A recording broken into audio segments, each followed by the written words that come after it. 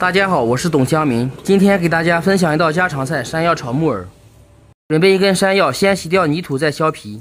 山药的粘液粘到胳膊上特别痒，记得戴个手套或者包一层保鲜膜。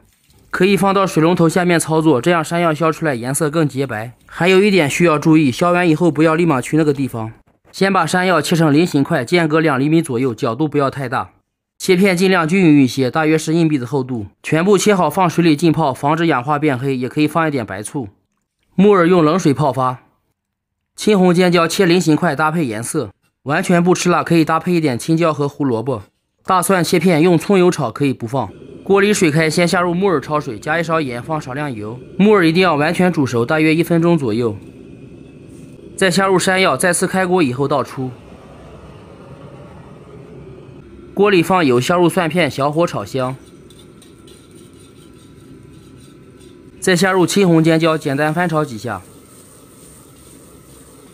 山药下锅炒匀，时间不用太长。调味加入盐、白糖、少量味精，不吃可以不放。